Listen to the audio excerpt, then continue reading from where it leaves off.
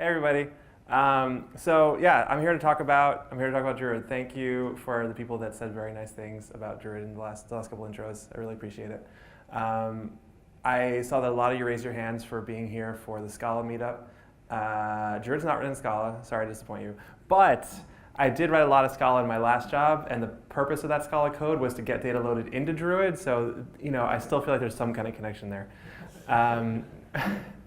Anyway, the title of this talk is It Slices, It Dices, It Streams, the Rise of Operational Analytic Data Stores. Operational Analytic Data Stores is a class of data store that I think Druid is. I'm going to talk about what Druid is, where it came from, why it exists, what is this class of data stores and what's it good for, and how it all fits together in the data world.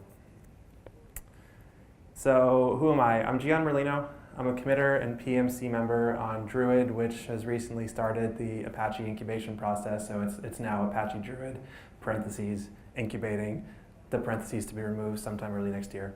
And I'm a co-founder at Imply, a company built around Druid. And I spent 10 years working on scalable systems. I worked on data center automation, configuration management, server installation at Yahoo. Then I worked on, like I was saying, Scala-based ETL pipelines, both streaming and batch, and now I'm working on Druid. So what I want to talk about today, first the problem we're trying to solve with Druid. Then I want to talk about operational analytics. I said we're an operational analytic data store. What does that mean? I made up a term. I might as well tell you what it means. Under the hood of Druid, Alexi tells me that this is a serious meetup group that is really going to be interested in seeing some insight into why Druid is good at what it does. And so there's an under the hood section. Mysterious future. If I still have your attention at that point, you might be interested in what's on Druid's roadmap. So I'll talk about that. And then if I still have your attention after that, how to try it at home, where to download it, how to get started and join the community. So first off, the problem. I always start with this. It's important to understand what problem you're trying to solve. There's a lot of technologies out there that are just fun, but we're actually trying to do something. And the problem that we're trying to solve is to build this. It doesn't have to be this UI. This is the, so I work at Imply. This is the Imply Analytics UI.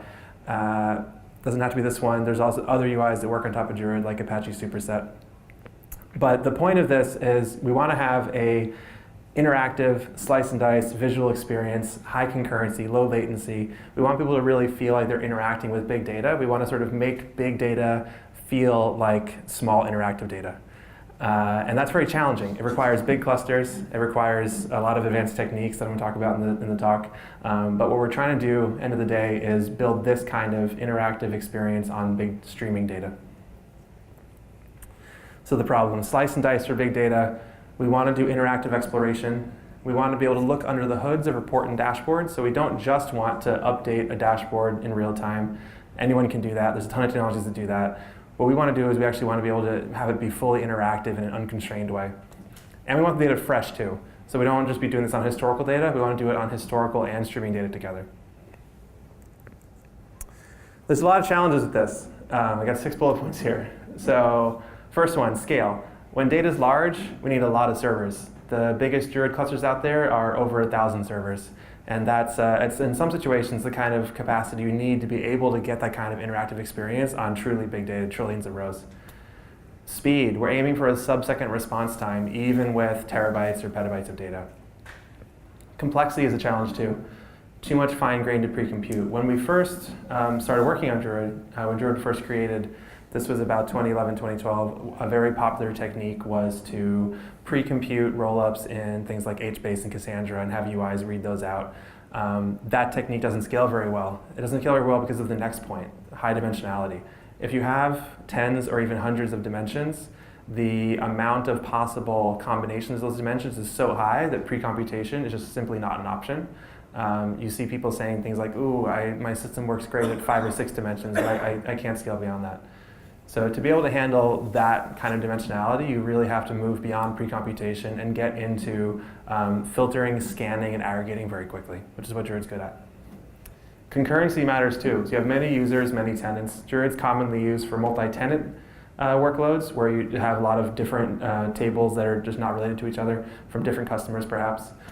It's also used for multi-user workloads, and it's used for heterogeneous workloads, So you might have some traffic from a UI that has to be really snappy, some traffic that's offline reporting, some traffic that's API driven, some traffic machine learning driven. So different kinds of traffic needs to coexist in the same cluster and not block each other. Freshness is also a challenge. We want to be able to load from streams to get that real-time visibility. So this whole architecture has to still work in a streaming world. The motivation for all this is that if you can get sub-second responses on your big data, it allows you to have a dialogue with that data. It allows you to iterate rapidly on questions and removes barriers to understanding. So that really helps you understand what's happening, and it helps you react to new changes very quickly, and it changes the way you think about data. It helps you think better. So that brings me to operational analytics, which is what you get when you put all this technology together. So I see Druid as being a part of a new class of data store. There's a lot of examples out there. I'm biased towards Druid. I think it's the one with the biggest community, the most momentum. It's the most advanced technology. There's other ones out there though. One example, Scuba from Facebook, that's proprietary. It's not open source. You can't use it unless you're at Facebook, but it's got similarities to Druid in a lot of ways. They use it for similar things over there, slicing and dicing through operational data. Something called Pinot from LinkedIn, architecturally very similar to Druid. Doris from Baidu, I think it's a fusion of Impala and a custom backend that they built. And then ClickHouse from Yandex, another data store that's similar to Druid in a lot of ways. What these all have in common is they have a few factors in common that enable them to solve the problems that we're trying to solve. One is that they're column-oriented.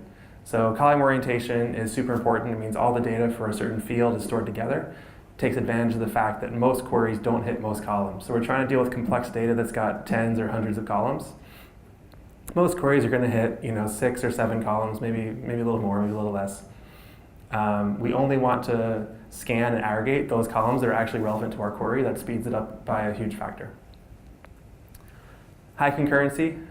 These data stores are all designed to deal with high concurrency, and they have to have ways of dealing with that. They have to have concepts like prioritization. They have to have concepts like resource management.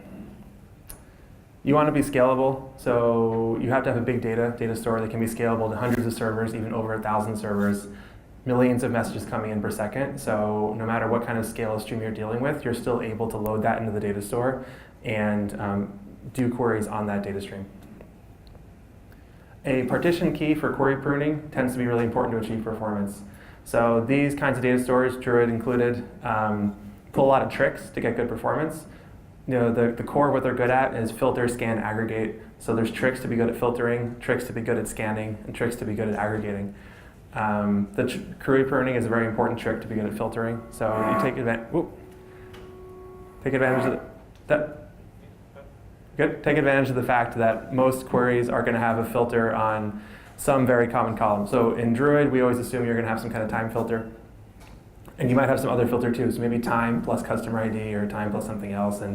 And you can partition by things you commonly filter on to make it so we can prune down the list of data that needs to be queried so you don't have to scan everything.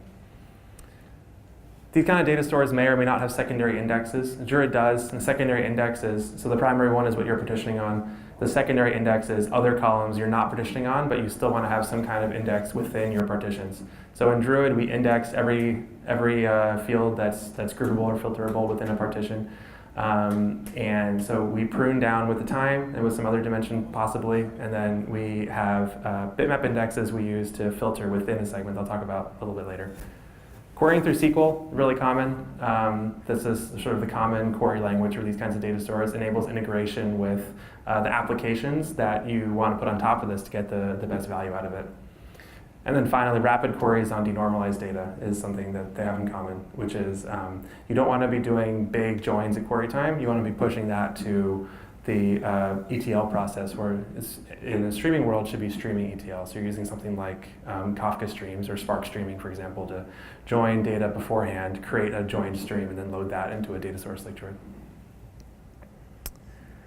So there's some pretty common use cases for this. What these use cases have in common is they're use cases that have a lot of big data, so that generate data at scale, and where there is value in being able to analyze them in a streaming way, in an interactive way. So clickstream user behavior, things like A/B testing and understanding what your users are doing on your site or your mobile apps. application performance management, understanding how your APIs and servers are behaving, understanding how your containers and microservices are talking to each other. Network flows is a really popular use case for Druid. Getting flow statistics from IP to IP, port to port. Internet of Things. Digital advertising is where Druid got its start. A lot of the very earliest use cases for Druid were in digital advertising.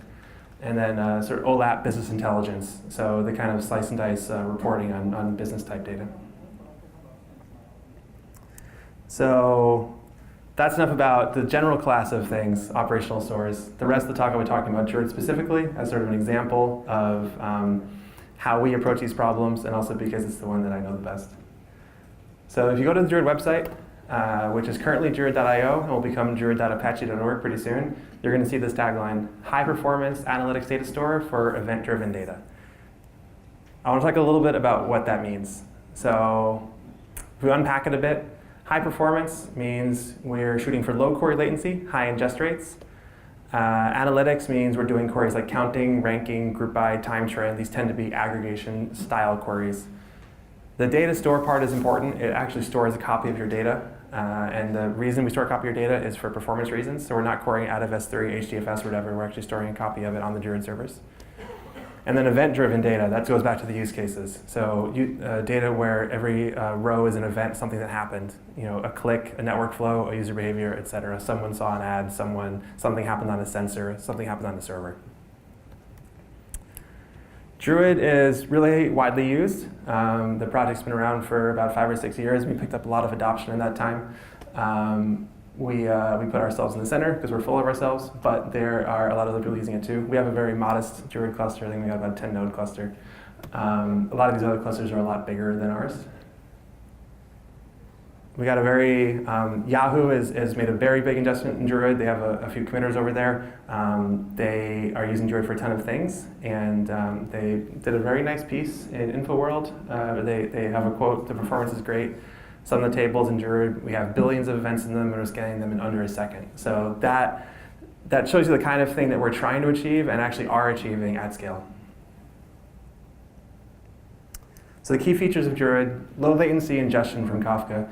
And I say ingestion from Kafka rather than, we're not actually querying Kafka. So Druid is able to connect to streams, but I wouldn't call Druid a streaming analytics system. To me, streaming analytics means, I'm connecting to a stream, I'm continuously computing a query, I'm writing the results somewhere continuously. Druid's a little bit different. Druid is ingesting data from streams, but then storing that data locally in an optimized way, optimized with indexes and column orientation for fast filtering and scanning, such that you can do those queries on the very latest real-time data, but also on historical data, and still get sub-second query performance even on all that historical data. So low latency ingestion from Kafka, bulk load from Hadoop, so supporting both a batch world and a streaming world. If we made Druid today, it might have only been streaming, but we made Druid 5 or 6 years ago and supported both. You can pre-aggregate data during ingestion, which I'll talk a little bit about later. That's one of the tricks that we employ to get faster scanning and aggregation.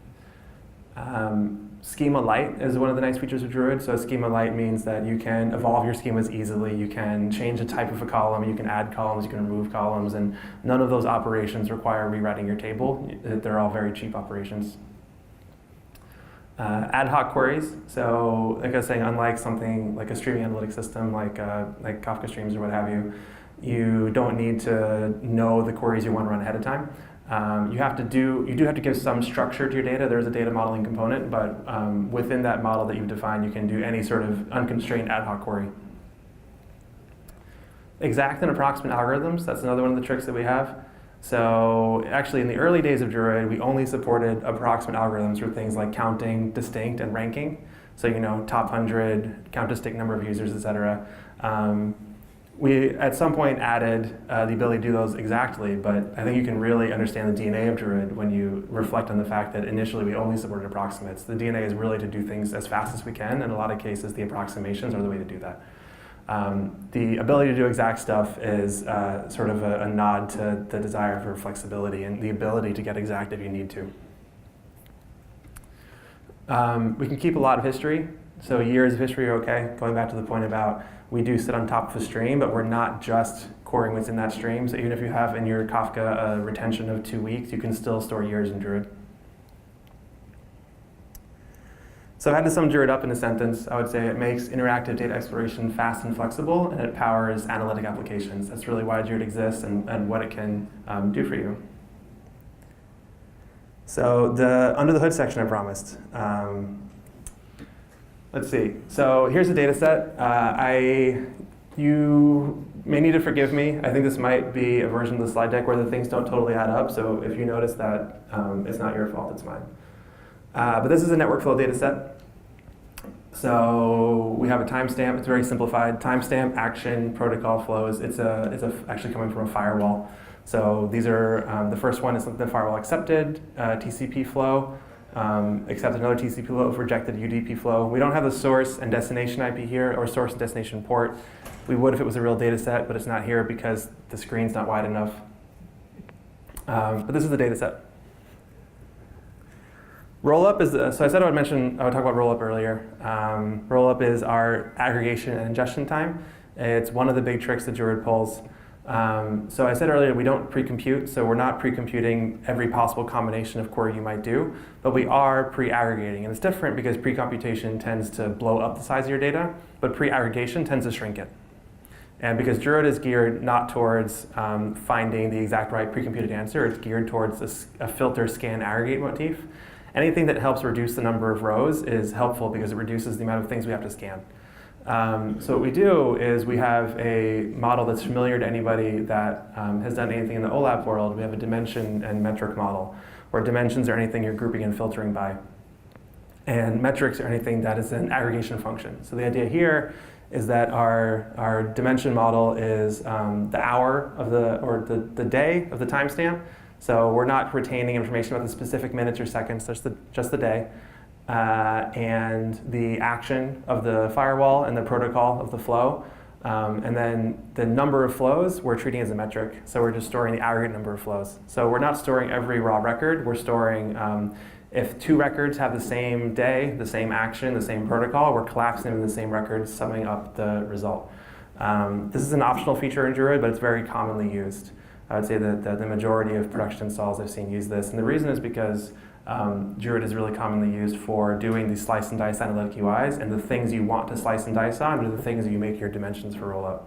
How much it tends to help varies from use case to use case and data set to data set, but in a lot of worlds, the compression you can expect from this varies from 2 to 3 to 1 to maybe 15 to 20 to 1, and so it can be pretty substantial. If you turn this off, then Druid just stores the raw rows one at a time, one by one. And that's useful if you're interested more in sort of a search type use case or a select type use case where you actually want to get the raw events. And if you're interested more in aggregation, you want to do this. So we support doing this again at ingestion time, so you don't have to have your stream processing job do it. Another thing we do is we split up data by time. So a lot of use cases for Druid, there's going to be a time filter on most queries. And we split up data by time to be able to prune for those queries very easily. So if you have, 2 years loaded in Druid, maybe you have a segment per day, so you got a few hundred segments. If you have a query that wants to filter on a particular week, only 7 data segments are relevant to that. It's a relatively small fraction of the overall data set. And we've pre-partitioned on time to make it so we can narrow down to that set of data very quickly. I said the word segment a bunch of times, never talked about what it is. I'll just a brief aside as to what a segment is in Druid. It's one of the core concepts in Druid. It's the fundamental unit of storage. Each segment is going to be a few million rows. So in a table with billions or trillions of rows, you're going to have a lot of segments. They're usually about a gigabyte or so. They're immutable once they're created. And because they're immutable, there's no contention between reads and writes. I'm bringing it back to the Scala of immutability. No contention between reads and writes, and that enables very high concurrency, which is really nice. Another trick that we have, compression and columnar storage. So when we store, so I mentioned Druid's columnar, it stores everything that's for the same column together. This is something that is common to a lot of columnar data formats like ORC and Parquet. So the way that Druid does this storage is no different from the way that something like Parquet does it.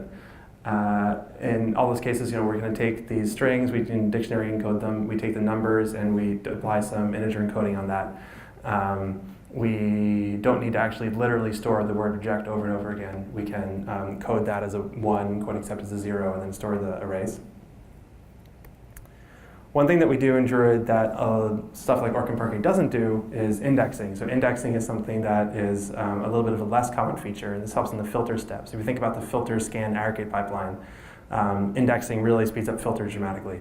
It makes it so when you're drilling down into a really small part of the data to try to get that little chunk you're looking for, that you get to get there quickly without doing a full scan. So what we're doing here is we will store a bitmap for every possible value in each column. So for the action column, there's 2 values, accept and reject. So we're storing 2 bitmaps, so that those first 2 bits are set representing that the first 2 rows have accept, and the next few bits are set representing that the next few rows have reject. And if we want to do a filter like accept or reject, we know that every row matches. If there's a filter like I want to find something that's accepting and rejecting, that nothing matches that, so we don't even have to scan anything.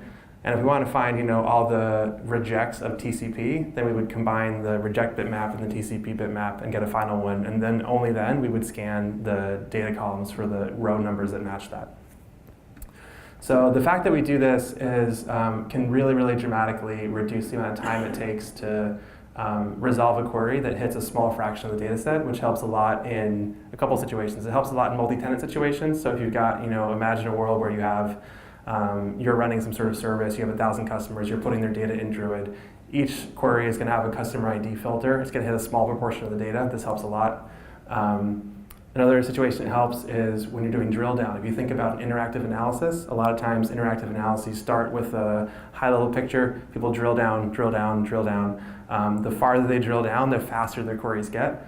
And this is what makes that happen. So it's a little bit of a nice duality with caching. So we've also, I don't have a slide on caching, but there is a caching in Druid. Caching tends to speed up the high-level queries of interactive exploration.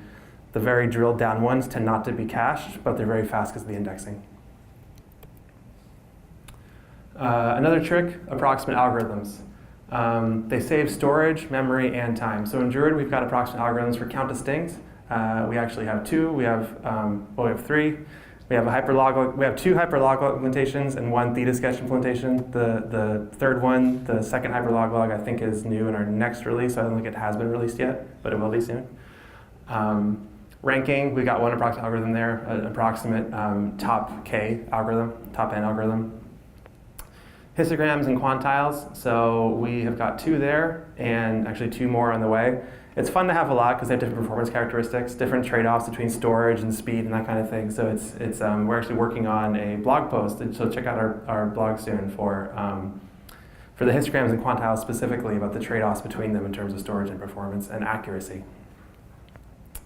And then set operations, that's a really interesting one. That lets you do things like retention and funnel analyses. You can say, how many users logged into my site last week and then did not log in this week. So it's like a count distinct, but it's a count distinct with a difference. And so that's something that theta sketches can do, which was a feature contributed by Yahoo. They use it for that kind of stuff, retention and funnel analysis. I talked a lot about the data format of Druid. I talked about that because to me that's the heart of it. The heart and soul of what makes Druid what it is how it lays out your data, how it prunes your data, how the queries run. But I want to talk a little bit about the architecture, just so if you do stand up a Druid cluster, you know what you're seeing. The Druid cluster has a few different server types. I don't have them all pictured here, but these are the main ones for the query path. So queries go into what's called a query broker. That query broker will send subqueries to indexers and historicals. Indexers are in control of reading streaming data and batch data. Actually, the ones that read batch data don't get queries. The batch data is it's queried once it's loaded. The thing that makes Druid real time is that the indexers that are sitting on streams and preparing those immutable Druid segments off those streams will allow you to query them before the segments are done being built. And so that lets you query that most recent hour or 2 of data. The historicals are the part of Druid that in most clusters are the majority of it. So if you had a 100 node Druid cluster, you're probably going to have maybe 5 brokers, maybe 15 indexers, and maybe 80 historicals. We probably how that would shake out. And that's because you're going to have a lot of retention on the historicals, and your indexers are focusing on the most recent data. This kind of architecture allows you to scale each part independently, and it's really cloud friendly. So, if someone was running this inside a Docker-based environment or a container-based environment, you would put each of these in their own container, and you'd scale them all independently. So, as promised, if I still have your attention, I'll talk about the roadmap a little bit. I feel like talking about the roadmap is nice because it gives you a sense of not just where we are, but where we're going. One of the big things we're doing in the Druid roadmap, parallel loading of data files without Hadoop. So I mentioned that we load from streams from Kafka or Kinesis. We can connect to Hadoop for loading batch data. This is a Hadoop meetup, but I don't know. I feel like Hadoop is dying. Fight me. We're looking forward to a world where Druid doesn't need Hadoop to load batch data, so Druid can load data directly from something like S3. We're seeing a lot more cloud-first deployments, and in the cloud-first deployment where you have something like your public cloud provider has an object store, there's no real need for HDFS. And then you have specialized data stores like Druid, means there's no need for MapReduce. And so between those two factors, there's less of a place for Hadoop, especially in the cloud-centric world. So reducing our dependency on Hadoop is important to us. Automatic compaction is a big one. So that's just making life simpler for people, making so you don't have to worry about so many things when you're running a cluster. Smaller, faster compression. So I talked about the tricks that we pull to get our filter, scan, aggregate pipeline very quick. The smaller, faster compression is about speeding up the scan and aggregate part of the pipeline. Subtotals, SQL grouping sets, that enables query fusion, which is really cool. So I mentioned that it's really common to use Druid to power UIs. Or the thing UIs often have is you have like a bar chart, and then on top of the bar chart it says what the total is across all the bars, or a time series total.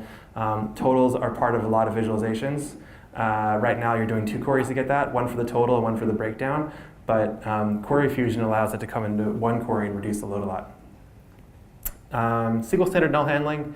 So right now we handle nulls a little bit differently from the SQL standard says. This is kind of like to some people super boring, to some people super exciting, depends how much you love standards. Bloom filter filters, that lets you do approximate semi-joins. Let's talk more about it after the meetup if you're interested. And dynamic prioritization. So I mentioned we care a lot about high concurrency, low latency, heterogeneous workloads. So right now, one of the things that enables that in Druid is you set query priorities. You say, this workload's higher priority than this workload. But wouldn't it be cool if Druid could set those priorities dynamically, so you could just toss a bunch of garbage at a cluster and have it handle it? That's what that's about. And then your item here, it's open source. You can become involved. We're starting the Apache process. We're really, trying to expand our community. And talk to me afterwards if you're interested. And try this at home. So our current community site, druid.io, our future community site, druid.apache.org, which if you go to it, has a bunch of nice words on it, and it links to druid.io. And then the Imply distribution. So Imply, my company, built around Druid. We have a distribution of Druid you can download. We also have a cloud-enabled one that's fully managed. You don't have to worry about anything. You just click some buttons and starts up a bunch of EC2 instances, and it's awesome. So that's that. You can contribute. We're on GitHub. That's where all the development happens. We have already moved over to the Apache GitHub org, so github.com/apache/druid, and check that out. And stay in touch. We're on Twitter, and we have a bunch of community channels, mailing list, all kinds of stuff. It's awesome. I think that's it. Yep.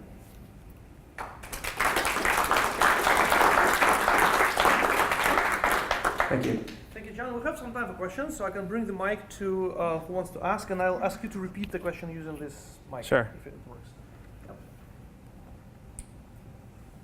I forgot to use this. How do you handle null data? How do you prepare ahead of time? How do we handle null data? Yeah. Yeah, so that kind of plays into the schema light aspect of Druid. So in Druid, null data and a column that doesn't exist are sort of treated the same way. So if you don't have a column at all, it doesn't get stored. If you have some column that's part null and part non-null, then the ones that are nulls get treated the same way. They get grouped the same way with rows from other Druid segments that didn't exist if they're if there didn't exist there. I don't know. Did that answer I'm not sure if that's what you were asking. Do you do data wrangling ahead of time? Oh, do we do data wrangling ahead of time? So Druid has some limited support for data wrangling. We have this thing called ingestion time transforms, where you can run some expressions on data as it's coming to Druid. If you're familiar with the Kafka single message transforms that they have in their consumer layer, and it's kind of like that. So you know, anything that can apply to one message and modify one field. So apply a regex to a field, apply a function to a field, concat two things, substring, replace, that kind of stuff. Anything more sophisticated than that, and you'd want to do, I should have, there's a slide I didn't include here that I should have included, which is what a typical architecture looks like. So, but a typical architecture, imagine you have data coming into Kafka, then you have an enrichment layer, and the enrichment layer is going to be Kafka streams or Spark streaming or KSQL or something like that. That's going to do any data preparation or wrangling that needs to be done that Druid can't do on its own. And then that wrangled topic will get loaded into Druid. And you can skip the enrichment if it's only doing things that Druid could already do, or if your data is already perfect. But a lot of real-world pipelines will have some kind of enrichment step. Other questions?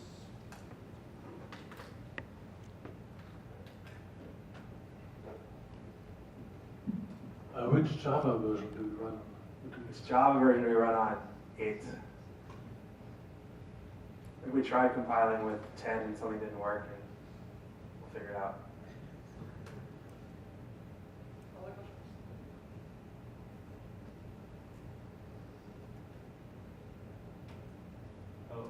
How hands-on is the optimization, and what kind of abilities do you have to tune it? How hands-on is optimization? What abilities do you have to tune it? Like you mentioned indexes, but is that your only index offering? Is it bit type? Right, bitmap index? Yeah, so right now bitmap indexes are the only index we offer. So there's actually a community project going on now to add numeric indexes, so that would be like a range-based index for number columns. The bitmap indexes work better for string columns. As far as other optimization stuff, I would say that in real-world clusters, a lot of the optimization stuff people do revolves around trying to get better roll-up, so being creative around using approximations and sketches to roll things away. So, you know, getting rid of IDs and replacing them with hyperlog logs if all you want to do is distinct counting. So data modeling and stuff like that.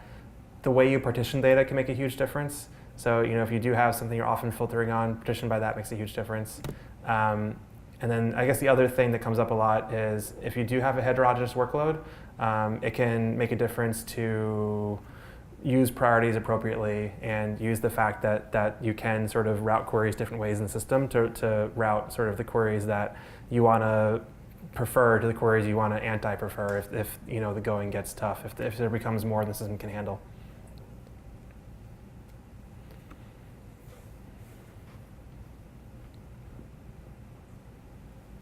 What are some of the advantages and disadvantages when you compare Druid with Cassandra?